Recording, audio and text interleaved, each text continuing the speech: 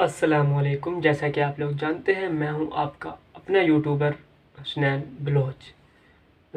آج ویڈیو بنانے کا مقصد چھوٹا سا مقصد ہے۔ ملک کی صورتحال، سیاسی صورتحال آپ سب لوگ دیکھ رہے ہیں۔ بس اللہ خیر کرے، پتہ نہیں کیا کرتے ہیں ہمارے پاکستان کے ساتھ یہ سیاستداں۔ کہیں سے دیکھو پی ٹی آئی، کہیں سے دیکھو Noon league, P D M, people party, کیا پتہ نہیں کیا ہو رہا ہے۔ اور لوگ بھی پاگل ہیں کہ ان سیاستدانوں کے پیچھے بھاگ رہے ہیں۔ کوئی کسی کے پیچھے بھاگ رہا ہے، کوئی کسی کے اسٹیٹس لگا رہا ہے، کوئی کسی کے نعرے لگا رہا ہے، کوئی کسی کے۔ کل کو انہوں نے ان کی بات ہی نہیں سننی۔ تو میرا یہ ماننا ہے، میرا یہ موقف ہے، خاموش رہیں، کیونکہ سپریم کورٹ کا فیصلہ آ چکا ہے۔ سپریم کورٹ کا فیصلہ ہم پہلے بھی مانتے آئے ہیں، پی ٹی آئی والے بھی مانتے آئے ہیں، پی ڈی ایم میں جو جماعتیں ہیں وہ بھی مانتے آئے ہیں، ہم بھی مانتے آئے ہیں۔ میرا کسی سیاسی پارٹی سے کوئی تعلق نہیں ہے، ہم بھی پاکستان میں رہ رہے ہیں اور ہم نے بھی جینا ہے ادھر۔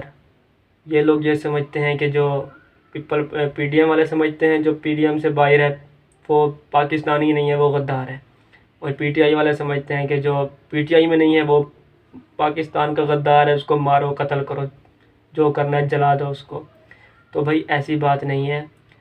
ہم سارے جتنی بھی جماعتیں ہیں، جتنے بھی پاکستان میں رہنے والے ہیں، ہم سپریم کورٹ کا فیصلہ مانتے آئے ہیں شروع سے ہی۔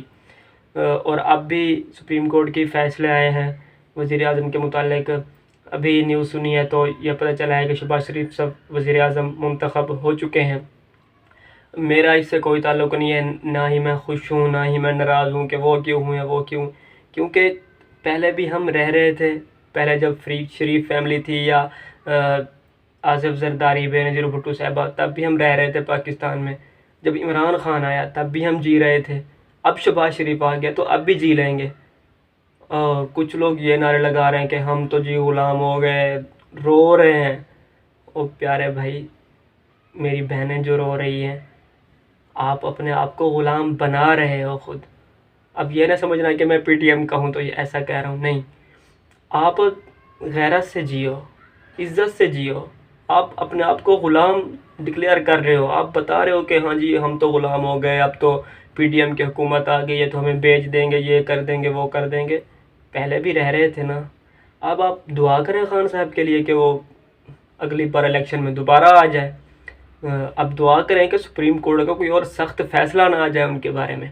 ابھی آج نیوز سنی ہے تو یہ بھی پتہ چلا ہے کہ جو لیٹر تھا جو خان صاحب جلسوں میں لہرایا کرتے تھے وہ بھی فیک اور جعلی نکلا، اور اس کے پیش کرنے والے پر اس پر بھی جرمانہ عائد کر دیا گیا۔ یہ بھی سپریم کورٹ کا فیصلہ تھا، تو اب ہمیں اسے تسلیم کرنا ہے۔ تو میرا میسیج یہ ہے پورے پاکستان کے لیے، پوری قوم کے لیے، میرے بھائیوں کے لیے، بہنوں کے لیے، ماؤں کے لیے، کہ آپ خاموش رہیں اور پاکستان کی، اپنی مادری ملت کی، اپنے ملک کی حفاظت کی دعا کریں کہ اللہ تعالیٰ ان چوروں، لٹیروں، ڈاکوؤں سے ہماری سونی دھرتی کو محفوظ رکھے اور حقیقی ریاست مدینہ قائم کرنے والے حکمران عطا فرمائے۔ آمین والسلام۔